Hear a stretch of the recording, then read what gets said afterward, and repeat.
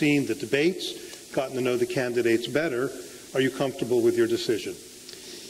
Well, I don't think they're articulating it effectively enough yet, and I wasn't happy with the decision not to run. I thought about this a great deal. I actually came to the conclusion I wasn't going to run on several occasions before that, and since I didn't like the decision, I decided I would revisit it. I just kept coming to the same conclusion, which is that it's virtually impossible in present circumstances for somebody who has not been, in effect, a career politician to start at the top and run for the presidency. And I don't like that conclusion, but I think that conclusion is correct. So what I've spent my time since doing is trying to persuade the people who are running on the Republican side to make this connection that you cannot have a strong American economy without a strong American position in the world, and obviously you can't have a strong position in the world unless you have a strong economy. I think they get that point, but I think it's a big mistake not to stress national security more. The conventional wisdom is people only care about the economy. I think actually voters are a lot more sophisticated and knowledgeable than the political commentariat give them credit for. And I think the candidate who is able to make that argument, link it to the importance of American exceptionalism and carry it forward is actually not only going to be articulating the correct policy. I think it'll have a real positive political benefit for them as well. Well, certainly, because even if the economy were to turn around dramatically, I'm assuming you would still want to see a change in direction at the top. Right. Well, I have to say, this is something that Obama surprised me on. I thought about a year ago when I was really looking at this, beginning to look at it, that Republicans needed to deal with the possibility that we would have an economic recovery and that people would say, well, at least things are going in the right direction. There needed to be an alternative argument for why Obama should be replaced. Now, as I say, Obama surprised me because he managed to keep the economy in the tank even longer than I thought was possible. But Americans vote looking forward. And the question they basically ask is, who's going to do the best job in the next 4 years? And although we have not had anything like an adequate discussion on national security affairs the last 3 years, it only takes one incident to refocus people's attention. And we can talk all we want about our domestic economy. Our adversaries are not gracious enough to wait for us to get our economic house in order. They are acting on the perception now of American weakness and challenging us in a variety of places around the world, and the pace and the scope of those challenges is only going to pick up. If we don't debate this, we're going to have another term with a president who has not thought adequately about these issues, and it will imperil our security. Well, I think that most people hope that that becomes an agenda, whether they're Democrat or Republican, and obviously it will not happen as a result of anything terrible in the United States. Is there a candidate that you have a particular favor towards right now? I haven't endorsed anybody. I'm still trying to decide whether I should. Well, we can do it. There are cameras here right now, sir.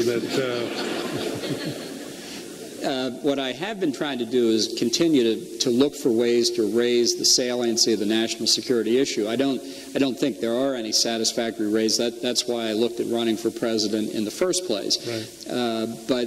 But I need to make that decision, and then I need to decide which of the candidates to support if I decide to do that. You're an outspoken Republican. When Professor Dershowitz is here in May, he's an outspoken Democrat.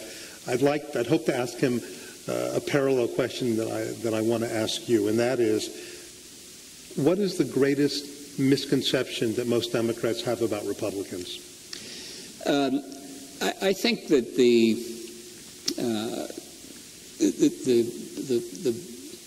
core misimpression is that a fundamental belief in liberty and its implications is somehow cruel and uncaring, when in fact liberty is absolutely central to the most massive economic change in the history of the world that has brought more concrete material advantages to people in the last few hundred years than in millennia before that. And that understanding liberty means that you have to value the possibility of failure as well as the possibility of success. Because if you don't have failure as an option, you will never have success as an option. And it's not lack of compassion that drives many Republican policy preferences. It's a belief in the inherent importance of individual self-worth and not being dependent on external factors like the government.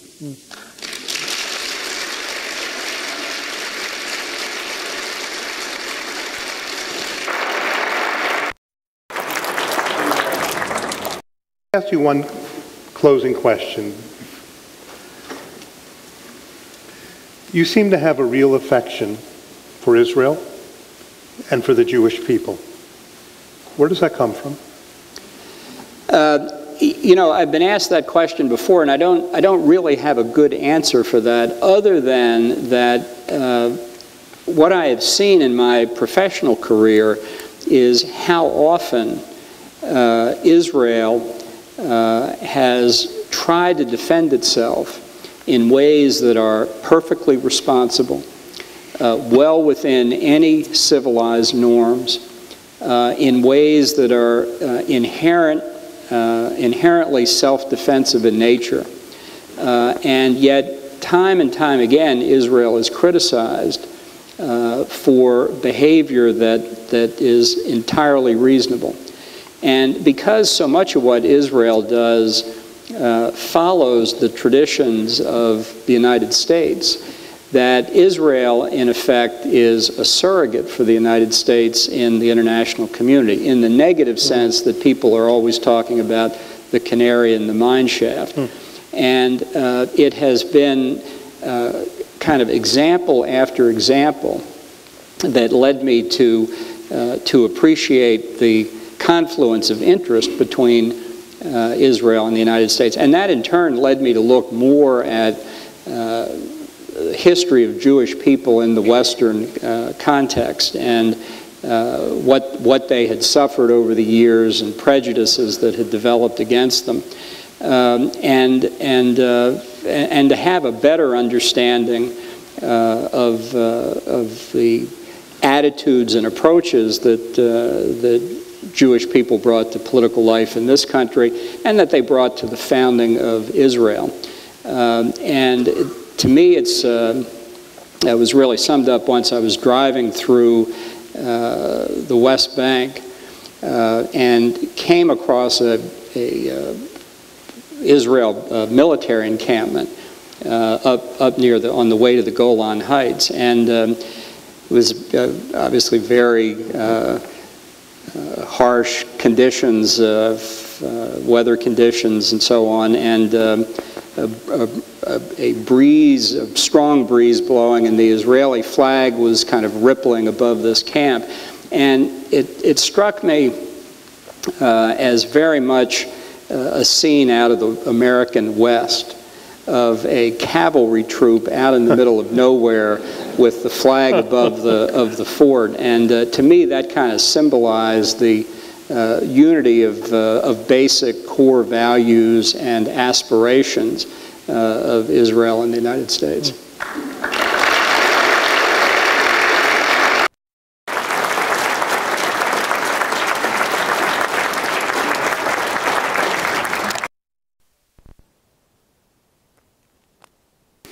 Out loud, the last paragraph of your book. By the way, as I mentioned, Ambassador Bolton will be signing the book, so I'm going to ask a favor on his behalf. He needs to get out of here to sit down to sign the books. So if you want to surround him at the book table and allow him a gentle... We don't have UN peacekeepers to part the Red Sea here. this is how he concludes his book.